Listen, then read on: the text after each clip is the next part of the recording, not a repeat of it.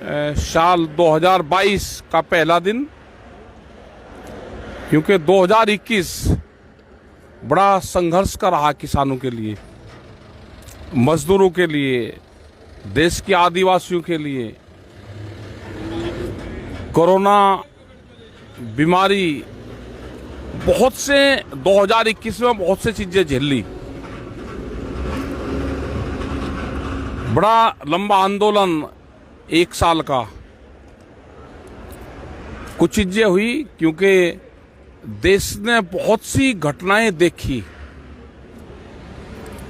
संघर्ष भी किया और कुछ उसमें सफलता भी मिली।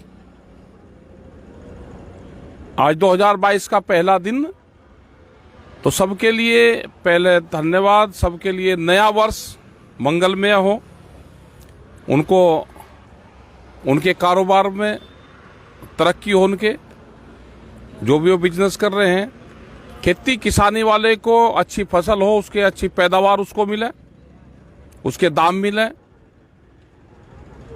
बीमारी से भी बचे। तो ये समस्त भारतीय किसान यूनियन की तरफ से सभी को नववर्ष मंगलमय हो। और आने वाले टाइम पे भारत सरकार से ये अपील है कि जो समझौता हुआ है उस समझौते पे भारत सरकार काम करे, जो फैसले हुए हैं उस पे फैसले पे काम करें। एमएसपी का एक बड़ा सवाल है, उस पे काम करें, उसकी कमेटियां बनाएं। और 2022 में प्रधानमंत्री ने कहा है कि 2022 में आमदनी दुगनी होगी, तो कल से दूसरा दिन है, उस तरफ भी जरूर ध्यान दें प्रधानमंत्री जी के। बहुत दिन पहले कहा कि आमदनी दुगनी होगी। आमदनी दुगनी का पहली सीढ़ी एमएसपी से जाएगी। जो बिहार का किसान 800 रुपये में धान बेचता है, उड़ीसा का किसान 800 रुपये में, जो आदिवासी हैं भुवनेश्वर के पास में उन आदिवासियों के गांव में गए 800 रुपये धान बेचता है, उन पे भी काम करने की जरूरत है। जो सड़क के नजदीक के गांव हैं वे 1200 रुपये तक बेचते हैं। फसलों के रेट आते हैं तो आमदनी कैसे बढ़ेगी? तो इन सब चीजों पे ध्यान दें। जो कमेटी बनाई बनेगी, उस कमेटी को बना के काम करें। और ये लोग आएंगे जरूर आपके बीच में, जो सरकार के लोग हैं, इनसे आमदनी दुगनी कैसे होगी उसका फार्मूला जरूर पूछें। दूध की पॉलिसी, ऑस्ट्रेलिया से दूध आके यहां पे आएगा क्या? देश के पशुधन को खत्म करने का एक षड्यंत्र है। देश का पशुधन खाली दूध नहीं देता, वो खेत की मिट्टी को ठीक करने के लिए फर्टिलाइजर भी देता है। लेकिन दिल्ली की चमकीली कोठरियों में बैठने वाले लोग सिर्फ पशु को दूध से ही मापते हैं।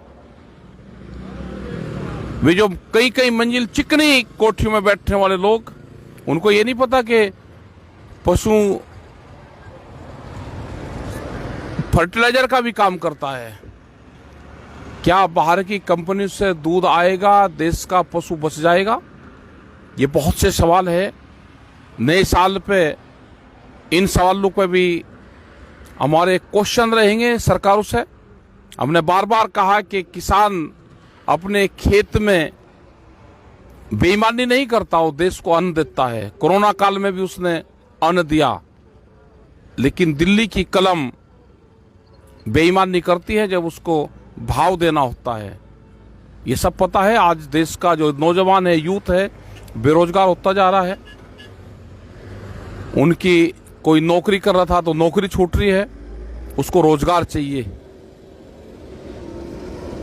ये सारे सवाल है। बच्चों की पढ़ाई छूट रही है, बच्चों को एजुकेशन चाहिए, नौजवान को रोजगार चाहिए। देश में अनाज हम पैदा कर रहे हैं, उसका भाव चाहिए।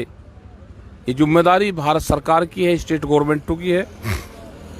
हमको सब हम जानते हैं।